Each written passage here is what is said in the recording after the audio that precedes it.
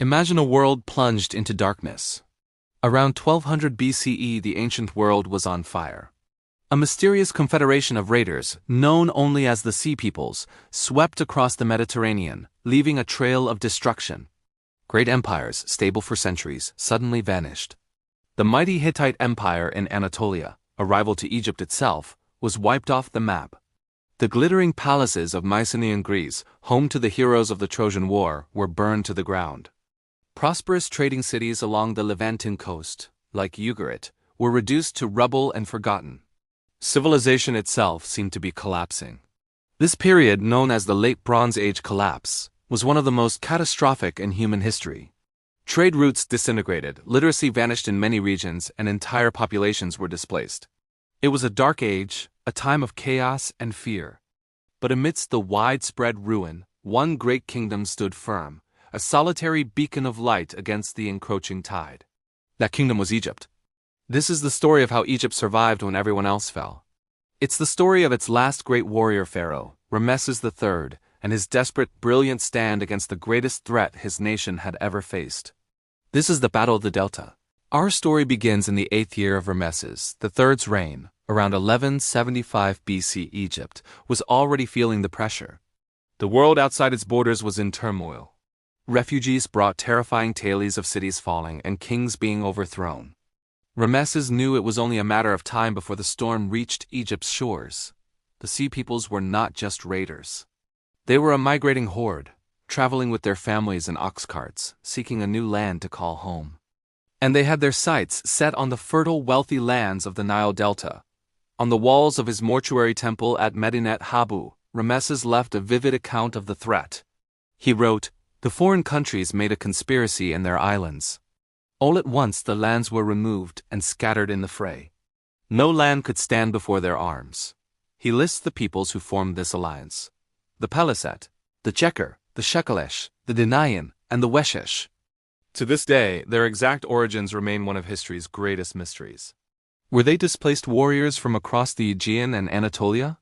Victims of famine and climate change forced into piracy? We still don't know for sure.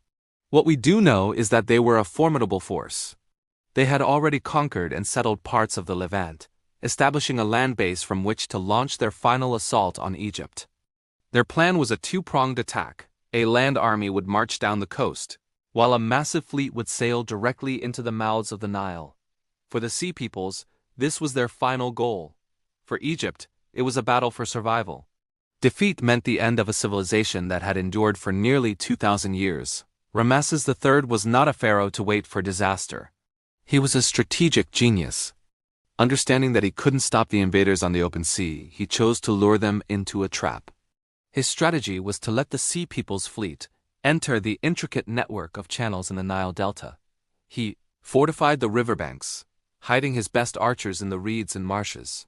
He declared, "I have prepared the river mouths like a strong wall with warships, galleys, and barges."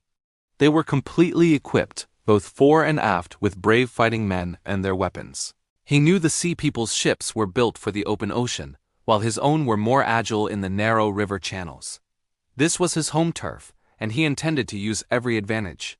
The stage was set for a decisive, brutal confrontation. The fate of Egypt hung in the balance. The battle, when it came, was a masterpiece of tactical execution. As the enemy fleet sailed confidently into the delta, they found their path blocked by the Egyptian navy. Suddenly their advance was halted. Trapped and unable to maneuver their larger vessels, the Sea Peoples were sitting ducks. From the riverbanks, a storm of arrows rained down upon them from Ramesses's hidden archers. The inscriptions at Medinet Habu show the chaos: enemy ships capsizing, warriors being pulled from the water by grappling hooks, and Egyptian marines boarding the enemy vessels, engaging in ferocious hand-to-hand combat. The Egyptian ships, smaller and more nimble, rammed into the larger enemy boats, smashing their hulls and sending their crews into the crocodile-infested waters of the Nile. It was a slaughter. The reliefs depict a gruesome scene of total victory. The pharaoh himself is shown, larger than life, firing his bow into the melee, the embodiment of a god defending his land. The land invasion was met with equal force and defeated just as soundly. Ramesses had done the impossible. He had stopped the unstoppable. The victory was total. Ramesses recorded his triumph for all eternity. Those who reached my frontier, their seed is not. Their heart and their soul are finished forever and ever. They were dragged, overturned, and laid low upon the beach, slain and made into heaps from stern to bow of their galleys. While all their things were cast upon the water, Egypt was saved. The last great civilization of the Bronze Age had survived the apocalypse, but the victory came at a great cost. While Ramesses III saved Egypt from total collapse, the war drained the treasury and weakened the state. The world had changed forever. The old trade networks were gone, and Egypt found itself increasingly isolated. The victory at the Delta was the new kingdom's glorious final act. In the decades that followed, Egypt's power began a long, slow decline. Ramesses himself would later be assassinated in a harem conspiracy, a sad end for the man who saved his nation. So who were the Sea Peoples, really?